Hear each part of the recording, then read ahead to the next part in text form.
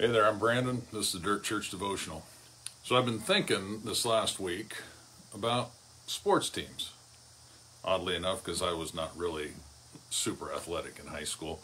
And I don't really follow a lot of teams now, but whatever, this is still good and important. So the thing with sports teams is there's a couple of components that are very important to the team, to the success of the team, but they don't often get an awful lot of attention, at least not as much as the players on the team. Those two components are the coaches and the cheerleaders. Oh, cheerleaders important? Yes, absolutely. The cheerleaders, now think about this, the cheerleaders are the ones on the sidelines encouraging you, cheering you on. They're the ones saying, "We are proud of you, so very proud of you, yay!" And it's important because you might get frustrated, you might get tired, you might get beat up playing a game. You might make a mistake, you might fall down, you might fumble, you might go the wrong way, you might trip. You might do something completely ridiculous, but the cheerleader is there to cheer you on and let you know that they still love you and they still care about you. They still believe in you and yay, go team, we're proud of you. Now, coach, on the other hand, is going to be the snarly guy over on the sidelines that is telling you everything you're doing wrong. The coach is the one that's going to let you know you're messing up. This is why you're fumbling. This is why you're missing the ball. This is why you're not making any points. This is why we're not moving forward.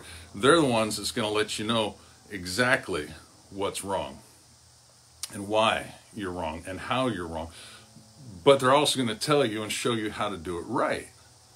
Okay, so we've got the coaches that aren't afraid to tell you when you're wrong.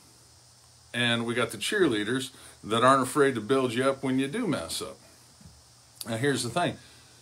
If all we have is coaches that are constantly telling us where we're wrong, even though they're telling us how to improve, they're showing us how to improve, we can get frustrated. It's not fun constantly being told you messed up. I mean, let's face it, most of us know when we mess up. We don't necessarily want somebody else pointing it out, especially in a crowd. Okay, and so if that's all we have, we can grow frustrated and we can feel like we just can't get up again. On the other hand, if all we have is the cheerleaders and they're constantly telling us how good we are and how much they love us and how much they believe in us, we're not going to be real disciplined to do it right because I get the praise anyway. And the danger, spiritually speaking, is this. We have a tendency to want to gather around us. In fact, the Bible says in the last days, people, they won't listen to sound doctrine. They'll gather around them preachers and teachers that'll tell them what their itching ears want to hear. We have a tendency to want the cheerleaders. We want that affirmation. We want to be told just exactly what we want to hear. Oh, no, yeah, you're not really supposed to do that, but God doesn't really care because he just loves you. Jesus is just all love. He's no accountability. He's no responsibility. He's just love, love. My goodness, that kind of teaching is going to take you straight to hell. And in fact, what that will result in is people having a form of godliness. They go to church, they put whatever label, they call themselves a Christian, maybe because they were born in America, maybe because they're not Islamic or something, they call themselves a Christian. They've got a form of godliness. They know the words, but they deny the power. That's a bad place to be. Man, if you're a football player and you know the plays, but you don't execute them, you're going to get knocked on your can every time.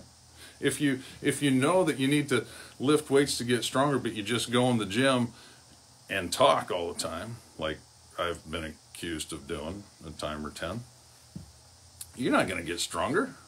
You're just going to waste time in the gym. And so we need the cheerleaders, but we don't want to just gather around us cheerleaders that keep telling us all the good stuff. On the flip side, if all we have, as I said earlier, is the coaches, we might get frustrated and discouraged and feel like we can't get up. But here's a promise out of Ephesians. It says, let's not grow weary in well-doing, because if we persist at the right time, we will receive the blessing. We will be victorious. Break it down in modern English. If you keep going, you're going to win. If you don't give up when you get tired, if you keep making the plays like you're supposed to, you're going to win. So let's not grow weary.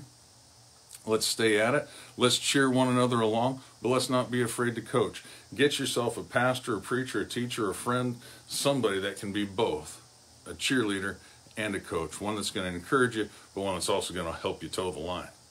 All right? Lord bless you. That's all I got for today. Oh, I was going to say, too, if you like these little videos, if they bless you and you think they might bless somebody else, please share them.